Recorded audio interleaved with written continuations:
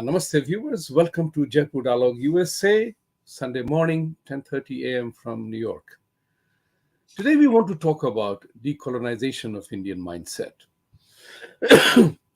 As we all know, we are a historical colony of the British Empire. And then we're also part of the colony ruled by Islamic rulers.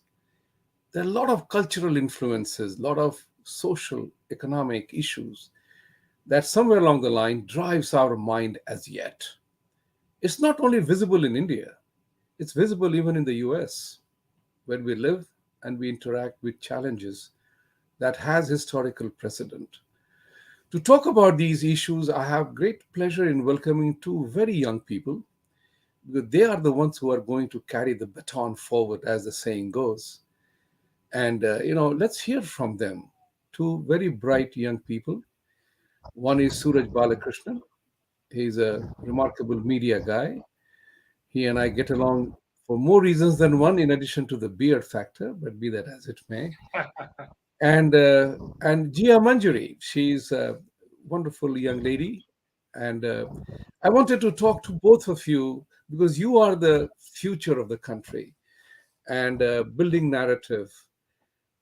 How does one decolonize the mind? It's not an easy thing because it takes time.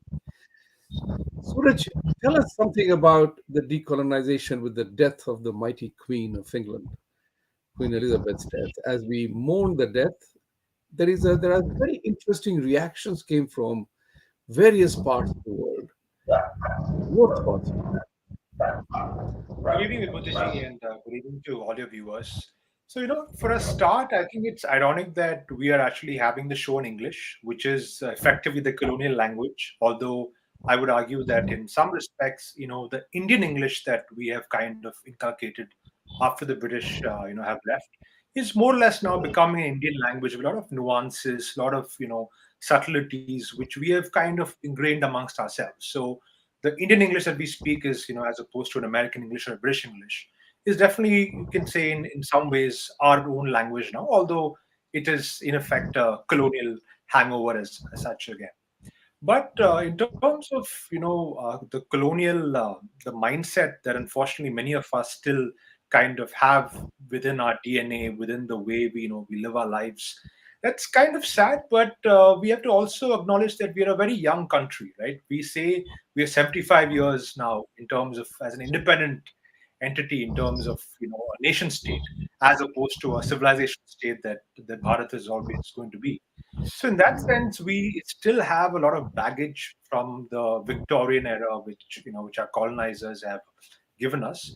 But on that sense, when we look at India today, especially since the advent of Prime Minister Modi on the national scene, both as Chief Minister of Gujarat and, of course, now as Prime Minister, there has been a mindset shift in many respects, right from the way we, dress to how comfortable we are speaking, in Hindi or Tamil or Telugu or Bengali or any native language of India, right to things like in a five-star hotel. I see today an average middle class person is much more comfortable in his skin, eating in a five-star hotel with his own hands as opposed to struggling with a fork and a knife, which wasn't the case earlier during the maybe say 20 years back. So in that sense, there's definitely a lot more comfort being in our own skin and being very comfortable, talking or being very visible about our Indianness as opposed to the past where we essentially were brown-skinned colonial subjects. So in that sense, a lot of positives, but a long way to go. I agree with the positives that you talked about because, yes, five-star hotel was for our generation as a dream kind of a thing. I remember walking on Nariman Point, looking at Taj Hotel and Oberoi, and used to think that when will our turn come when will we be able to afford to go there? That was one of the things. Now the affordability question is out of the window. But it's very important. You refer to the language part of it. As a very, very famous thinker said that writers must use their native language to decolonize their minds. Very important. In the Indian context, we have richness of language. The entire land is bestowed with, and so Manjari ji, tell us something about it. How does one address the issue of languages, the synthesization of Indian mindset? Because we have several languages, and I'm a proponent of a thought process that every non-Indian and every South Indian, Southern Indian, I don't use the word South Indian anymore. That is the political geopolitical divide set comes into play. I call southern part of India, southern India, northern India, not South India and North India. There is a very interesting subtle difference to that.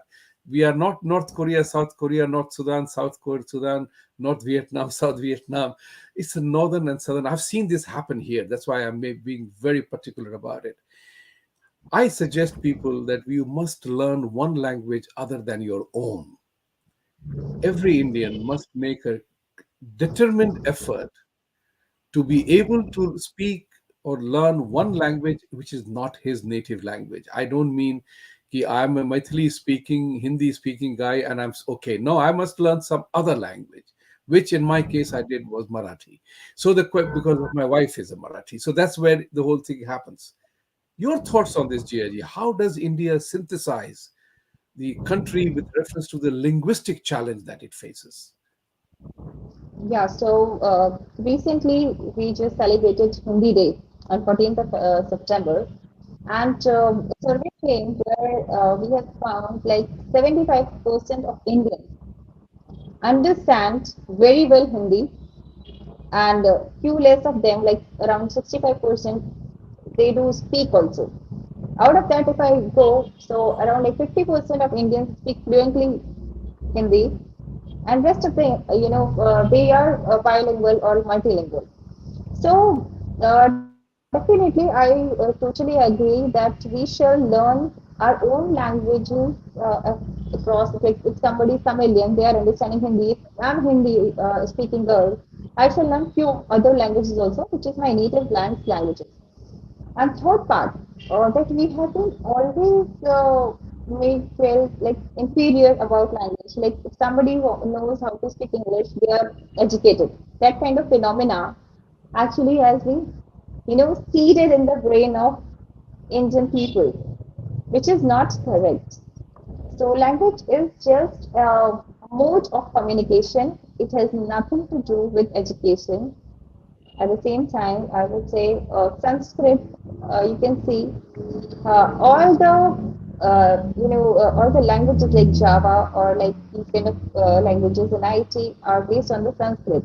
But our our citizens are sending their children to learn all these kind of languages, but they are not agree or they are not aware about that. The parent language is Sanskrit only. So my say is like we never try to read about ourselves. We have never got a chance to read about ourselves. And there are certain laws where we cannot read about ourselves. Like we have not read our Vedas. We don't know our civilization well. Rather than they have just stolen like all the people who came and did colonization here. They studied on our mindsets. They studied granthas. They have worked on it, and then they know like how to demolish their country, or like how to rule their country, to rule their, and the simple thing is like that you can rule their minds. So they made us feel so inferior about our things that we are not even still ready to know about our things.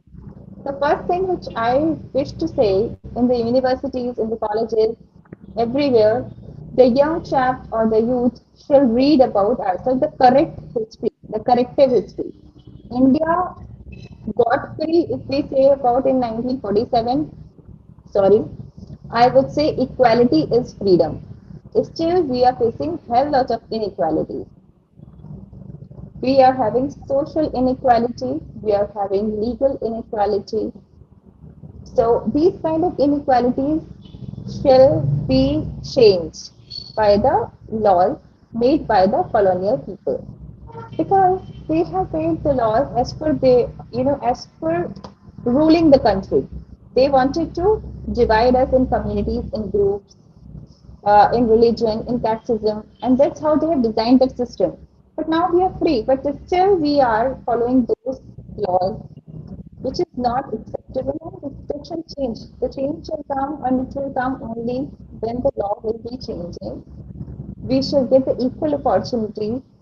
Every child should get the equal opportunity, and religious rights, social rights, I civil will, rights. I will come to that in a moment, Giaji. I wanted you to fix your sound system. There is a lot of ruffle coming from there in your sound. It is a lot of disturbance. Kindly check that. I'm piggybacking on the same issue, with Suraj now at this point in time, is what Giaji was mentioning about we have been victims of rule, and even though we have achieved freedom, we have not freed our mind, and that we let all these things happen. Now, all this change will happen only from self introspection, as I said. I, I sincerely believe in that. Unless and until we realize that we let this happen. The other guy did it, but we let it happen. We did not oppose, we did not fight. Although we are getting to know the history much better now, we know that our history was suppressed so badly. So, as a self introspection, if you were to take that, how do I fix? We both are sportsmen, right? If I don't fix my problem, others will continue to beat us. We know that. So share with your thoughts that in the path of self introspection, which, in your opinion, is the biggest cause that a motley group of people came and ruled us and we let them do it to us? Go ahead. I'm glad you mentioned the word self-introspection, Vibhuti, because on there are two aspects to this, right? On one hand, we have to introspect. We have to look at where we have, been in terms of our shortcomings in the past 75 odd years, and even before that, during the latter 20, 30, 50 years of the British rule. On the other hand, we shouldn't get into this mentality of constantly cribbing, like unfortunately certain people do. If you look at the last 8 years, 9 years, even before that, to be fair, where we constantly crib about where we haven't been up to the mark, and we look down on ourselves, on our own people, and we constantly try and find excuses about as to why we haven't been successful. It could be in terms of politics, it could be in terms of sports, and in terms of business. Although, ironically, business is one area where we've done really well over the last, 20, 25, 30 odd years, with Indian companies, buying a lot of really big multinational and foreign ones abroad, even in countries like UK, for example. The Jaguar deal was a great example. So, in that respect, I think to answer your question, you have to go back to what our leadership was during the 40s, 50s, 60s, and it's not going to be too harsh to actually be very blunt and say that the leadership of India, right from when the British was in power, and when we took over the reins in 47, to a good to the 70s period, to the late 60s, early 70s period, was a leadership which really was still bedazzled by the British, right?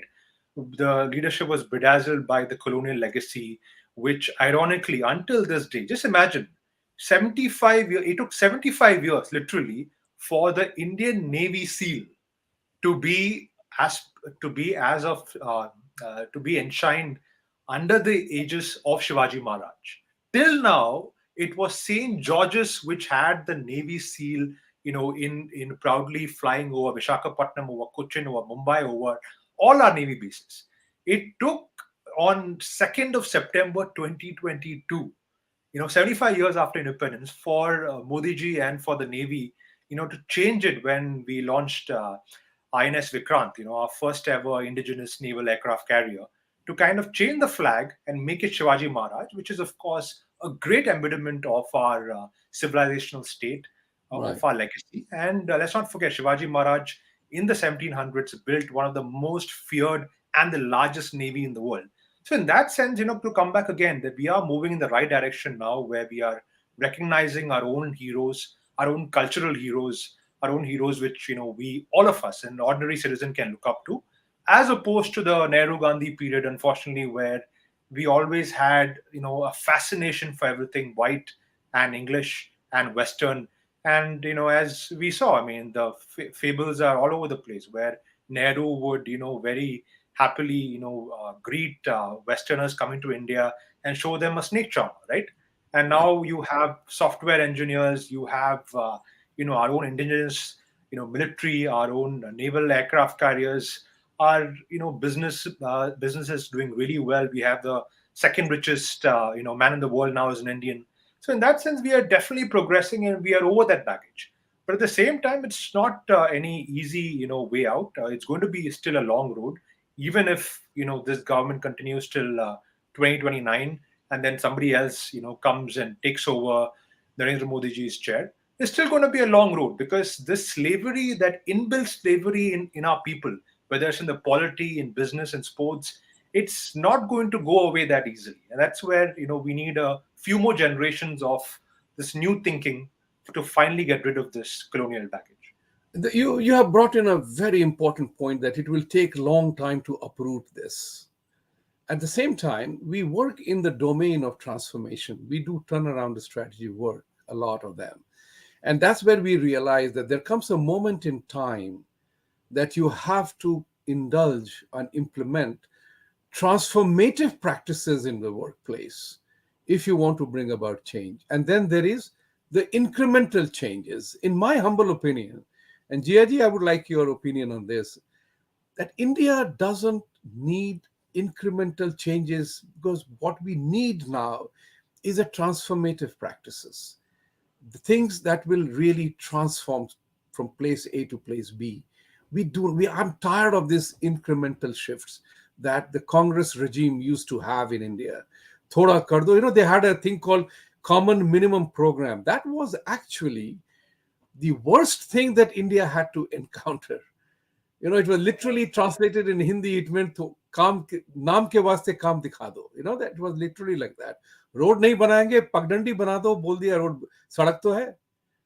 That mentality has completely destroyed us. And I think if we need to change, we know that 1947 was transfer of power. Let's transform that power into actual freedom. Jiaji, your thought on this, that do we need transformative practices put in Yes, place? Yeah. definitely. So this is one thing, and then second thing is, I hope I'm audible enough Yes, you and are very well enough. clear this time. Thank you. Thank you. Yeah. So, and second thing is like the kind of things they have done for like Manrega and this and that, like, and then this reverie thing which is going on. I would definitely use this language, like, this is slang in Indian politics, like giving things for free. We are still Wow. developing country. Yeah. We are not developed country where we have everything in place, where we can give free of cost money or free of cost services. We are creating infrastructure, right? We have to have sustainability of maintaining that infrastructure, and giving that services for longer periods. So these kind of things shall be figured out ASAP, and shall change and redefined properly by the law. Anything comes, what I feel like, anything comes or like goes wrong in the society, there's the only common thing. But what we do, I go to court for justice. But why we're not getting justice? We are in India, we are facing a devastating situation of community or like groups of people.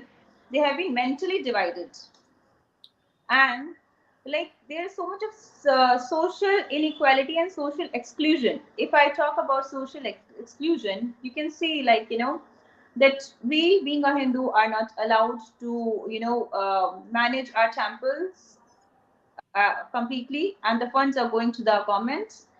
And at the same time, this social exclusion has been done for the Muslims, like they are getting aid, and they are getting funded for running their religious schools. We are not allowed to do that. So these kinds of laws has been made by Congress, which has destroyed India like anything, right? So Right. I would like to take you to, like, Temple Act 1961. So sorry, not 1961, it is 1986, which has taken our right. And, like, we cannot manage our temple, we cannot teach our children religious practices. So these kind of things are actually creating, you can say, boycott, or a corner for, you can say, majority of India. So this is not right. What shall be done? How we can be developed, like everybody shall get equal life, equal quality of life, equality of opportunity, resource, and equality of resources, which is not given to everyone. If a kid, suppose, like, I would say the kind of laws they have made. So nowadays people are talking about on the international diaspora also, that in, India is going very harsh with minorities. What is the definition of minority? It has not been defined. The minority definition is like 2% of 3% of the majority, or the total, you can say, people of the country, but it is not defined anywhere. At the same time, now they have divided people, and social exclusion is like extreme form of inequality is happening with people. What, by this we are not going to reach to any extent, or like, we are not going to rise like this. So we have to demolish the act, or demolish the laws made by the colonial people, and we shall definitely restructure our, you can say, laws, or our administrative system as per our requirements. That is what my say is. Yeah. That's very well said, and this brings back to the same issue. Thank you for bringing out the law part of it, because that's important. Because we are a country of laws. Democracy always talks about being a country system of laws, but Indian history and Indian legal system is dominated by the British laws, and then the laws brought about by the Congress Party. Now the कहते हैं ना कि everybody now knows. When Modi ji said Congress Mukt Bharat, it was not a political statement alone. When you look back in retrospective, that probably that man understood that the laws that they put in the statute books of Government of India and the Constitution, they were so detrimental to the growth of Hindus and the growth of the country. Look at this Waqf Act, amended in 1995. Think about the, uh, what is that? Prisoners' prayers of PW. कहते हैं नहीं वो, what is that exact word? Prayers of Worship Act. Prayers and Places of worship. worship. Yeah, places of worship.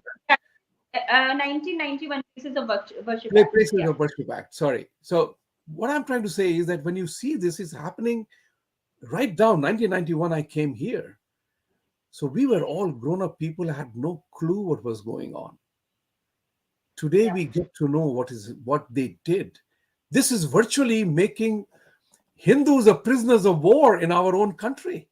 You can giving the entire land to Waqf board for just asking, even Prime Minister's house, and how the UPA government gave away 125 prime properties to Waqf board.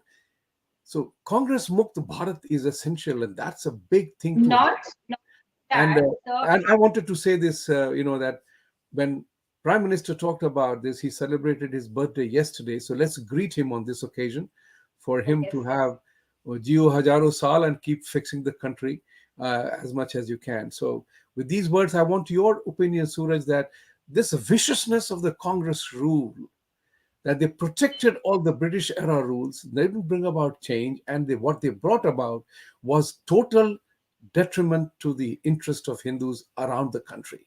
Your thought on that?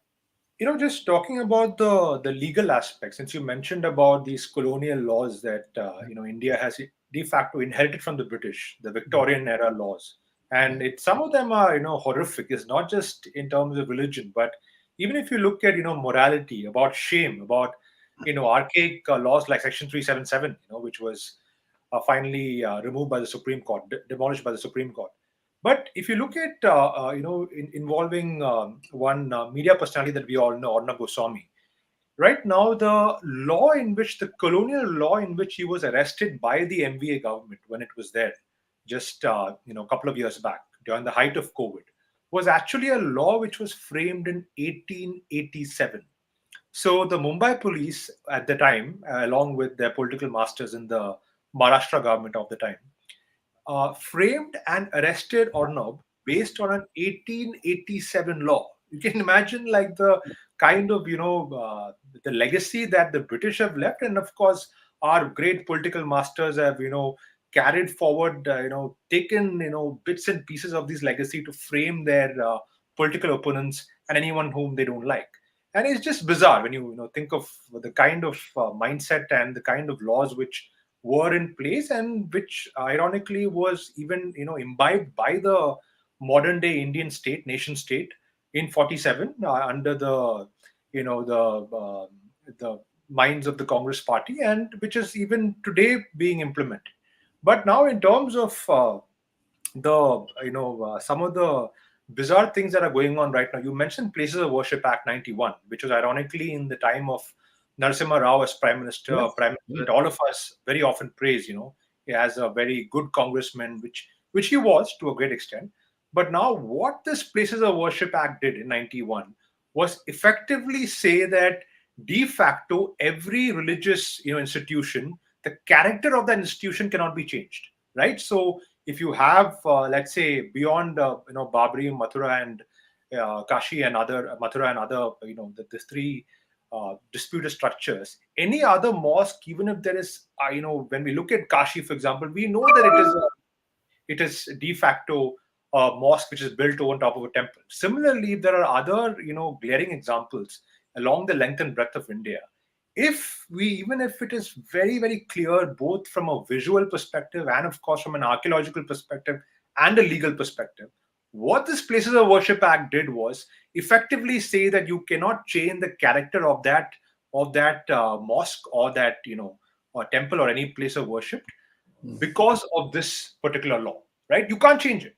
So, I mean, this is again passed very, happily in Parliament by the Narasimha Rao led Congress government, and it is again, now BJP needs a Rajya Sabha majority to kind of, make an amendment or to kind of push that back. And there are so many things like this which is done, from 47 onwards over the last 75, 70 plus years, which the problem, Vibhuti, in this country is that these things can be done like this, right? With just a stroke of a button, stroke of an amendment. But now to reverse this, it takes 2, 3, 4 terms of a good nationalistic leader, and then it takes years and years of effort, because then there'll be a lot of PILs filed in Supreme Court to challenge this, challenge the the realization of this, and it's going to go on for years and years. So in effect, one bad move can be made by these slaves of a political family just by the stroke of a pen. But to reverse that, it takes years and years and years. And this Places of Worship Act, which was done in 91, was a typical example. And I think Jia mentioned about the fact that Hindus can't control temples, and it goes on. I mean, if you look at the RTE, the Right to Education Act, right? What is that? I mean, effectively, that denies Hindus control of our own educational bodies, right? Now a Muslim can run a madrasa very happily, a Christian can run a convent school, even some linguistic minorities can run their own linguistic schools, but the Vedic schools cannot be run. Why? Because it's a majority institution. So the RT, the Right to Education Act, is applicable on these Vedic schools, which are not applicable on church run and mosque run schools. So it's a travesty of life right now in independent secular India. But I think the people these must are- recognize this element, as you rightly said, Suraj. People must recognize that Congress party did incalculable harm to the country and the majority. They systematically worked towards that. I'm saddened to say that. I can't say I'm happy that they did it or whatever. They must go. It's like saying that if you have to ever try somebody for, a major crime, this was crime against the majority of life in India. It's a serious issue. Jiaji, I'll come to you with this because you are a champion on talking about equality. You fancy that word a lot, and you have talked about this issue. My thing to you would be is that, when do we really, how does one fight the equality battle? Congress party has already put things in the constitution. And to Suraj's point, It's very difficult to undo what has been done. To use the football language, you need only one goal to win the match, but if you're down by one, you have to score two to win. It's that kind of an analogy that enables things to understand. How does one go from here? Now that we know what they have done, we know what laws exist, we know that you need Rajya Sabha majority to do that. But how does one mobilize the people? That's a key issue here, because public demand is the key part in India to happen. How does one Definitely. do that?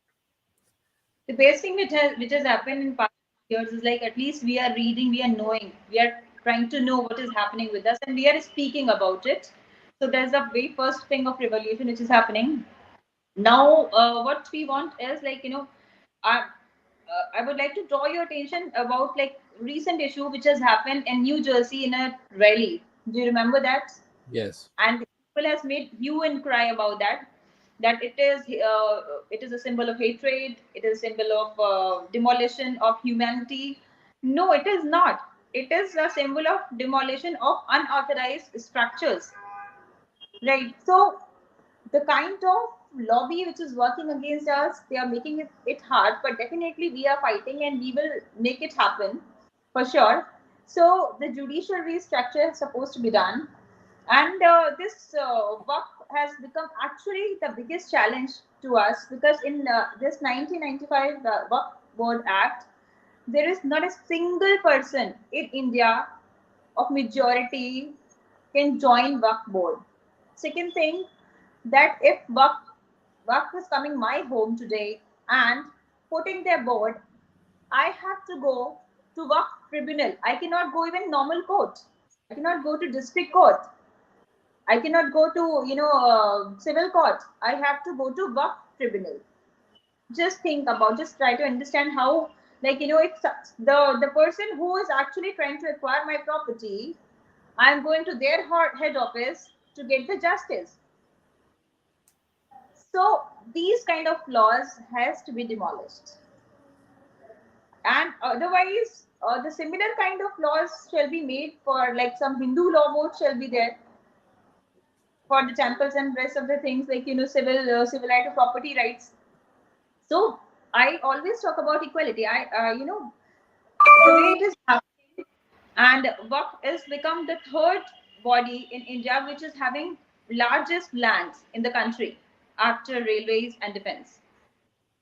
So this is the major thing which we have to think and concentrate, and we have to reform. We want to raise the issue to the international viewers as well, that you know this kind of diplomatic statement given by certain NGOs or non-profits for the demolition of things and all shall not be taken very seriously, because recently China has demolished around 12 unauthorized buildings. They have just bomb blast them. Video is on the YouTube, but that's not a bombarding of things. That is actually cleaning of unauthorized colonization or unauthorized structures. So we know that our war is very hard and long, but yeah, we have to reform education system. We have to reform legal system first of all, because anything goes wrong, people look up to courts, and there cannot be different court. Even in US also, even in rest of the countries also, there is only single court and single laws. But here the laws are divided up to the communities, or like as per the religion. That shall not be done till the time equality doesn't come in the right manner. I don't believe, or I don't feel like that we are free. So, and more or less, like these kind of laws as made categorizedly for the minorities and majorities. But who are actually the majorities and who are actually the minorities, this is still not defined. The people who are having 30%, or like that is also I guess 5 years back data we have, but 30% of the citizens are, these are called minorities, and we are running a separate law, a separate tribunals, a separate education system, a separate banking system also has been raised in India. There is a Halala Fayyad bank in Kerala.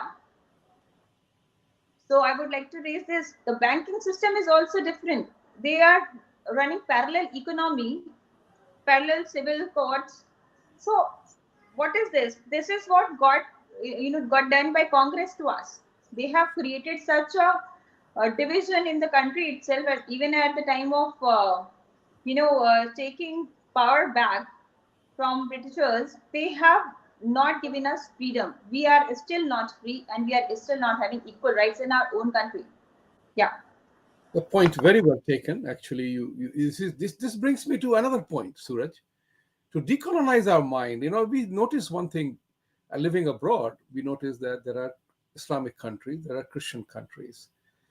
Now there is an equality of religion. They have constitution. Islamic countries are unabashedly proud of their Islamic way of life. What is this secularism thing that has got into our mind that has been imposed on us? But because we are secular by very nature of our way of life, that's the reason why people worship whatever they want, whether they pray or don't. These are all inherent in our system. Are we bearing the cross, if I may say, are we bearing the cross, unintended or pun intended, as the case may be, of the secularism badge way too much? And what do we do to attend to that? Yeah, that's the irony again, isn't it? I mean, there are scores and scores of Christian countries. I mean, the funny part is even the United Kingdom, right, where there's going to be a funeral, a huge funeral tomorrow of Queen Elizabeth II, is actually by state, it's a Christian country, it's a Christian Yes, nation, right? yes, And the former Prime Minister David Cameron actually went on record in Parliament and said that anyone can come here, but effectively we are by default a Christian nation.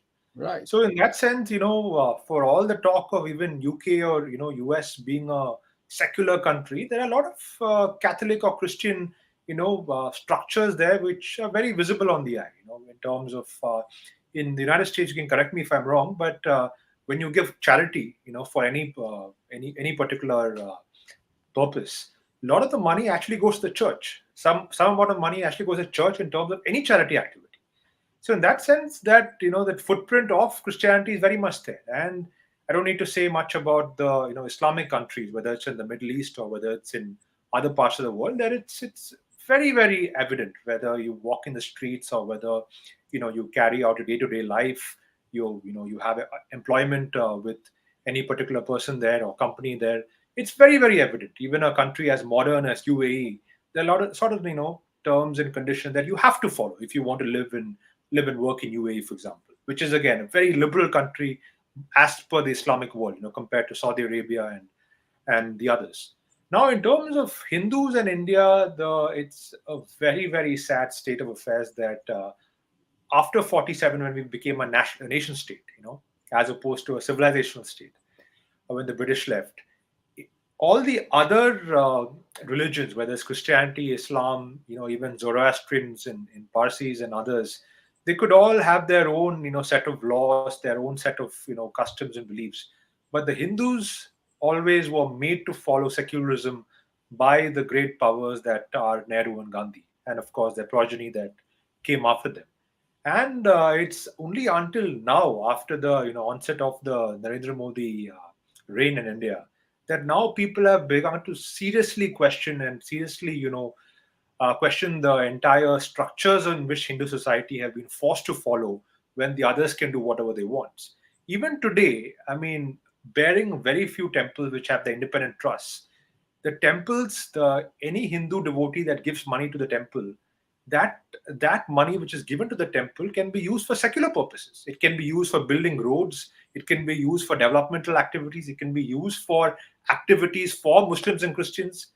So there is no guarantee that if you or I give a set of donation to our favorite local temple, that money is going to come back to the Hindu community, which is the biggest irony in a so-called secular country that we're living in. Which again, it's going to be a long process, as we discussed, but it has to change. It really has to change if Hindus have any sort of an iota of self-respect, of getting basic fundamental rights as a community in the future. And this is, I think, a very important point. You cannot expect the political masters to do this for the Hindus. As a community, the Hindus have to unite and come forward and do it. Because, long gone are the times when we keep blaming X or Y or Right. Z leader. The reason why Muslims are so united and organized, same goes for the Christians, is because as a community they have come together. Whether it's the clergy, whether it is average Yeah. devotees as in, people who profess and, lay claim to the faith, they come together and they do what they have to do to protect their own self-interest. And now it's high time that the Hindus, whether it is on by mentorship of the RSS or the VHP or the Bajrang Dal or other organizations, they all come together through, a good Swami Parampara, and they come together and do it for them. Because if we expect certain political leadership to kind of, come from above and, to do it for us, that's not going to happen. You have to unite as a community from the ground level and make it work, because that's something which, I do take a bit of grouse in terms of what a lot of our social media warriors do, and, blame Modi ji for every small thing that happens in the country, where Modi ji has to do it for us. No, you have to do it for your community.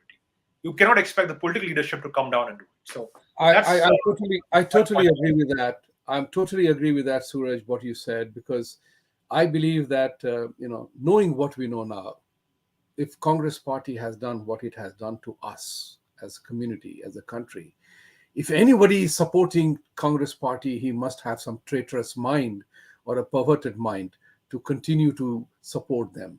Rahul Gandhi's this yatra is not Bharat Jodo. He lost the chance to divide Bharat, so he's indulging in Bharat Todo yatra kar raha actually. Wo. Be that as it may, but Manjari ji, we are living in an era where technology is the big leveler. It was Nandan Nilekani who had made the famous statement, "The world is flat," which the title was taken by Tom Friedman. And the world is flat is because technology is flattening the world.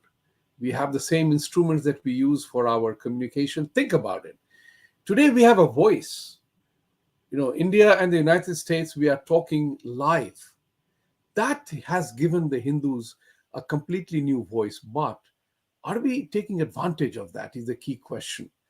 Are we taking advantage of, because this, I have said this with Sanjay Dixit ji on the show, that this is the era of Sanatan, because science and technology, which is the base of Sanatan principles, is gathering momentum.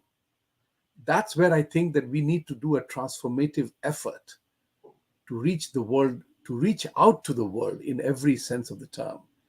And you said very correctly, Suraj, that we have to do it ourselves. I'm astonished that how many schools in India are missionary funded, madrasas are funded by them. There is no objection to that.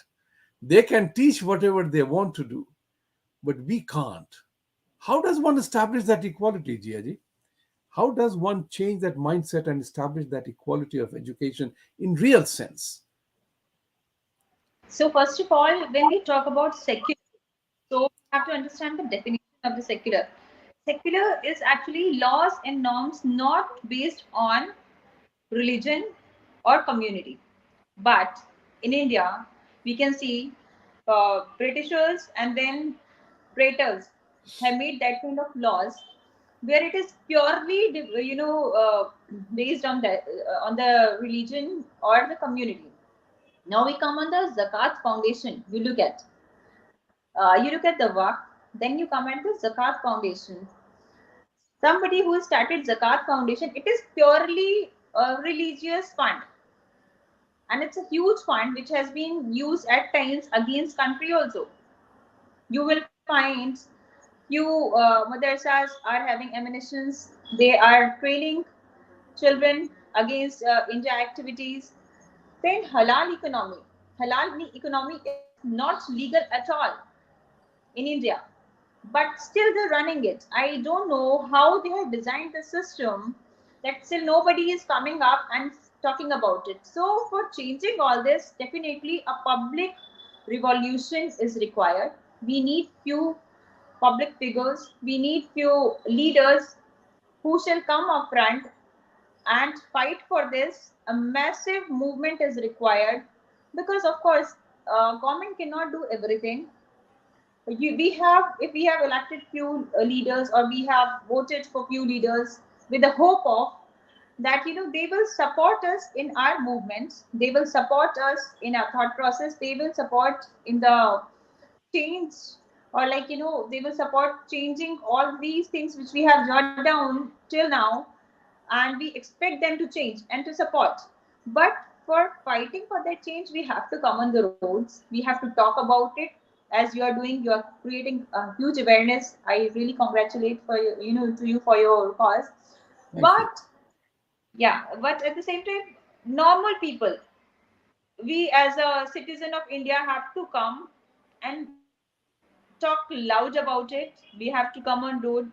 We have to uh, demand equality in all the practices where we have been left alone, left sidelined, left undefined. And we shall talk about that. Yes, every country is run by the majority's votes and majority's thought process. If you talk about like a British, so definitely the crown is leading that country. And if you talk about even like, so I was talking about secular state, secular Christian state. So if it is secular, how it is secular Christian state, right? It has to be secular state only, or secular Islamic state. It cannot be like that. Secular is secular. Secular means then it cannot be Islamic, that it cannot be Christian. It is secular. It is not defining any religion. Yeah. But that is the basic problem. We have been always taught half of the things. So secular तो आ गया, but secular Christian state नहीं बताया गया. As same as like, that धर्मो रक्षित रक्षिता, sorry, अहिंसा परमो धर्म, धर्म हिंसा तथा च. So हमें Yeah. हमेशा आधी चीज बताएगी. So we know half of the things, and that's how we got misguided, misleaded. Right. Yeah. There's another very, thank you very much. Yeah, you brought in some very interesting points. We have a couple of questions coming in. Thank you, very viewers. If you have questions, please ask. Our super chat is open. Suraj, I wanted to ask one particular thing here is that, somewhere along the line, we in India, Hindus in particular, we have been made to feel inferior, that we are inferior. And there is a supremacy manifesto running around us. At the X is superior, Y is superior, you guys are inferior. And that's why we are supposed to be sufferers. How do we debunk the supremacy manifesto of other groups of people and assert that you are not supremacist or whatever you may think you are, but we are better? How does one do that? This is a very critical conversation which is raging on in America as well. Like for example, you talked about the reverie culture in India. It's happening in the US. My opponents in the Democratic Party, they are offering things for free. And this country runs on capitalist principles. There is nothing free, right? So somebody got to pay for it. Who is going to pay for it? You and I. What I want to offer for free, you pay for it. So this is happening is a part of the political gamesmanship. But I want to ask you both, and I want both of you to say this. How does one fight the supremacy manifesto of others? The two of you, young people, because you are the future of the country, and people will listen to you more in the future than they are listening today. Go ahead. How would Suraj, how would Jia fight the supremacy manifesto of others imposed on us? Go ahead, Suraj. For a start, about our favorite word here in the show, secular. Well, in Bengal, right, during the last Bengal election last year in May 2021, there was a party, a pan Islamist party called the Indian Secular Front. That was actually the name of the party, the political organization that, that represented it.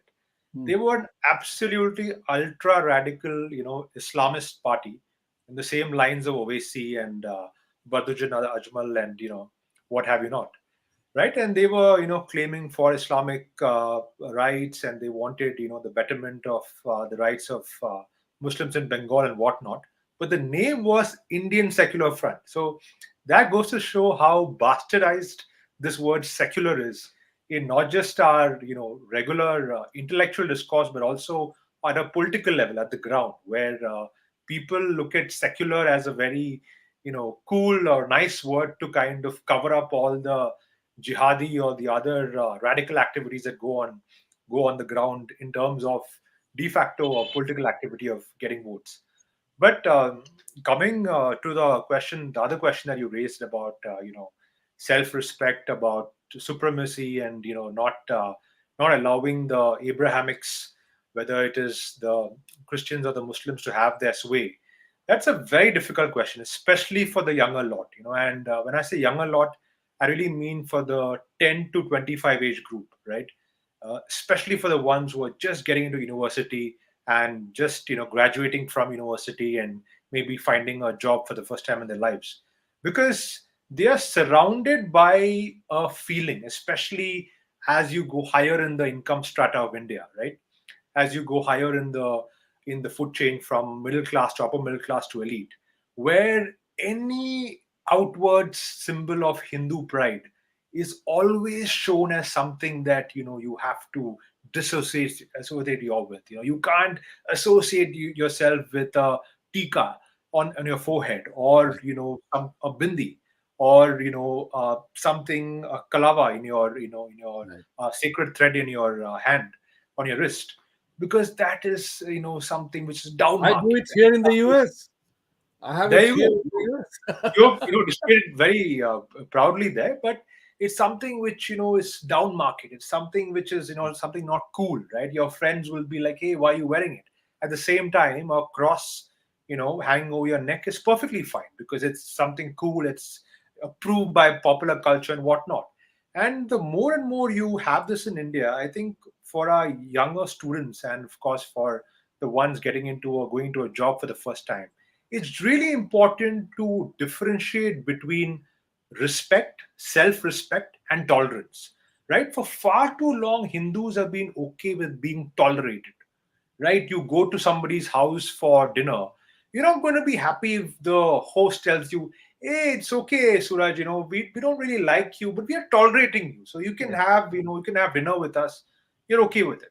But at the same time, if the word tolerate changes to self-respect, right? Where we may not agree with you, but we respect you as an individual, and we are willing to make you sit as an equal on the table despite our differences, and we can have a free flowing chat. That for me is something much more worthy of respect, and where the Hindu school of thought, especially young Hindus who kind of interact with a multicultural audience, have to find that message of self-respect, of of respect in across the table when you deal with the Abrahamic faith or something with another school of thought. Whereas for far too often, even in terms of to an extent our political leadership, here and there, very when we look in terms of interactions with multicultural leaders, world leaders, very often we tend to be very submissive, and we tend to be okay with being tolerated as something. Okay, one Hindu guy has come, let us have a diversity quotient, let's have a brown face there. That cannot be accepted anymore. Right. And that thing, that is the mentality shift, the mindset shift, as our title says, that we have to change if we Very have good to point. become Very good more point about the self-respecting. use of word toleration, because I tell my American and other all friends that replace tolerance with respect and acceptance. That's what you were talking about. I have said this very often, that I have said this to people, that if you want a genuine, authentic, good relationship and world peace, just accept and respect everybody the way they are. Don't try to impose your will. Manjari ji, the same question to you. If you remember, good. If you don't remember, I will repeat. Yeah. So we basically we believe in coexistence. We never believe in supremacy. So that is the problem. We accept other people the way they are, but they try to impose themselves on us and make us feel low about ourselves. But actually, the dharma, the civilization, the science, the culture which we follow is completely scientific. So firstly, I would say all the children shall read, and the parents as well, because in like last 75 years, there's a huge gap which has been created. We do not know what we are. We have not been taught, rather than we have taught that who, we have been ruled by who. We have not taught that who were the warriors. So a very great campaign is running by Unsung Hero by Indian government right now. So our children shall know who they are. In Western colonies or even in Islamic countries, there is no, like, women warriors. I hardly found them, like, when I read about. But in India, you can make huge lists about them. You can read about them, Jhansi Ki Rani and, like, Padmavati and all, huge list. So that is the thing. We shall know about ourselves, and then that's a sense of respect comes when we know. I would say Hindu God है हनुमान जी, सभी को पता है, हनुमान जी की मैं पूजा भी करती हूँ, तो उनको भी अपनी शक्तियों का आभास नहीं था। एक समय हुआ था कि जब उन्हें अपनी शक्तियों का आभास कराया. So that's the thing, like we shall know ourselves, then only we can feel proud, and we shall know what we can get to change, or how we are important in the society, and we are better. But still being better and believing in coexistence is the most powerful things which we have, and we are still believe in that. And at the last, Vibhuti, I would definitely say that you should do a separate show for the subject, this secular state, secular Christian state, secular Muslim Islamic state.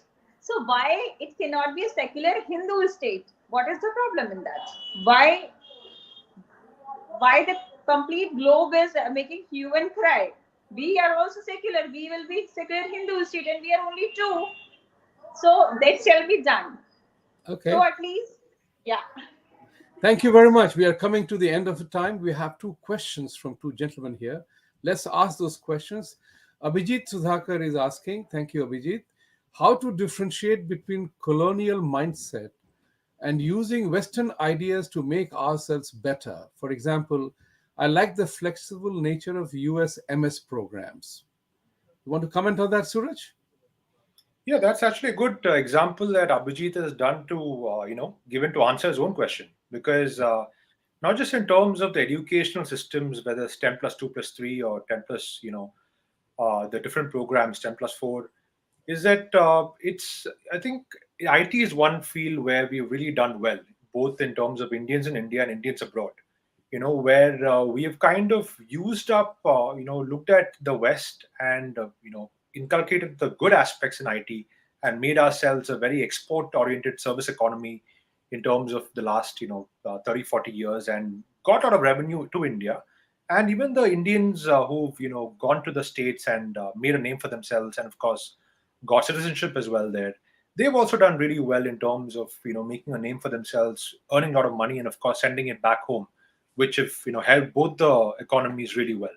So this is I think a question which he's answered his himself, where you can go into the business, the line of work that you're doing, whether it's IT or whether it's into any entrepreneurship, imbibe the good things, wherever you're working, whether it's in India or whether it's in the West or the Middle East, places like Dubai, which is a great example. Imbibe the good aspects and really try to excel in it, and of course send money back home, where you've basically done well for your own self and you've done well for your family back in India as well. So it's a win-win. Thank you. Thank you. Next question. Oneness is asking, I have given some comments on international schools in India and upon secularism. Please take note of the same. Yes, Oneness, thank you for asking. Your questions are up there. One of the things that he talks about in one of his questions, if we can bring that up, I can go with the power of communication. With the power of communication, channels is the best period for the rise of Hindutva in counter response to colonization and Islamization for the otherwise scattered and busy Hindus. Your thought on it, Jia? Yeah, so of course, channels who are actually spreading knowledge And I would not talk about Hinduism because basically that is our identity, because between Hindu Mahasagar and you know this Hindu Mahasagar and Himalayan valley, we have taken a birth, so we are Hindus, but our dharma is Sanatan, and Sanatan talk about for everyone. So there are certain kind of frames there, people are creating against us. We are not against anyone. We believe in coexistence, and definitely knowledge is power, and we were never knowing ourselves. That's why we have been we have been threatened, we have been tortured, we have been ruled. But the day we will know ourselves, Hindus, as in Indians, as in Sanatanis, we will know our power. Nobody can rule us because we follow the law of nature. And nature That's is right. always, That's yeah. right. Thank you. Next question, please. Next. Oneness again. Vibhuti, no one in India is aware of the brainwashing going in the growing international schools across India, which are affiliated to Cambridge, wherein India is I, given least coverage in the syllabus. In those schools, they teach nothing about Indians. That's what Oneness is talking about. Suraj, you want to take a crack at it? Because this is important, because we are not allowed, according to the constitution, Hindus are not allowed to do some things, but others are doing whatever they want. Your There are a comment. bunch of these IB schools which charge, this was 5 or 6 years back, they would charge 14, 15 lakhs a year. Now, of course, I'm sure the fees have gone much beyond that in terms of the A levels and whatnot. Most of the students who study in these schools, of course, after their 10th or definitely after their 12th, they, kind of go abroad and they study university. So in effect, you kind of become this ideal brown sepoy for these teachers and academics who are training young impressionable minds out there. But oneness's concern is valid, that there definitely is very little bit of indic thought process or indic education given to these to these students. But at the same time, they're also part of a very elite section of students there, because you have the state syllabus, you have the ICSE, CBSE, and then you have stuff like these IB schools, which are getting more and more traction and more prominence now. But many of them end up going abroad, and some of them don't come back. Some of the students don't come back after that. So it's a kind of an upmarket elite audience that we are dealing with. But yeah, and it's, what can we do to prevent it, right? These are ultimately affiliated to a body abroad, like it's affiliated to Cambridge, as Oneness, I think, said. Yeah, it's affiliated to Cambridge. So it's affiliated to a some body in UK right now. So there's very little the government or anyone else can do about it, because the parents are willingly, voluntarily, enrolling their kids in a education system which has systems abroad. So there's only so much you can do about it. Okay, thank you. Next. Oneness again. He says that we are not secular. The dictionary meaning of the word secular is disconnected from religion and spirituality. Are we that? But if we are secular, then why benefits for Muslims? Question mark. And he says, let's remove it. Hatai. Your thought, Manjari, on this? yeah, I've been always talking about equalities throughout, and definitely there shall not be favorism or like categorizing of a special criteria for some set of people or a group or a community or a religious community by just being religious or taken birth in that religion. They have not done something great, like really great, to took a birth in that religion, because it is a natural thing that you have not contributed anything. It is by birth what they are. If I'm a Hindu, if you're a Christ, if somebody is Islamic, or somebody is Jew, so they have not done special contribution to this earth or to this world, being anything, right? So there shall not be a special treatment for people. Second thing, the people who used to say that we have governed or we have ruled this India for 1,000 years, then why they want special attention, why they want special schemes, why they want special scholarships, why they want free things? Because they were in the power. So definitely, it shall be removed. It has to be removed, and it shall be equalized in the form of economic criteria. Somebody who is poor shall get everything, shall get support on the case of poverty, but not on the case of religion. Yeah. Thank you. I think that we have the last question coming up from Oneness. Last question again. Yes, Oneness. Thank you, Oneness. He says, guys, decolonization is happening. There is a sharp distinction emerging between Bimbowood and Bollywood. Middle class OTT stars are giving the Bimbowood stars a run for their money. Let's recognize this and feel proud of this. So this is not a question, it's an expression of his thought that it is decolonization is happening. Both of you can take a minute to just respond to that. My thought is very simple. When something is happening, as I said, how many goals you have to score to win the match is you have to decide. Accordingly, the game has to be set. So where do you go? Where do you go from here? Decolonize. What is the pace that is important? Because eventually the pace that matters, the pace of change that matters. Your thoughts on this? Yeah, I Suraj, think it's both of you 30 seconds each. no, it's a valid point by Oneness, but all I would, just like I tweeted a bit earlier today, or I think it was last night, just be a bit careful upon what you boycott, because sometimes, we get so caught up in this boycott culture that we at times could be boycotting something that could be benefiting us, right?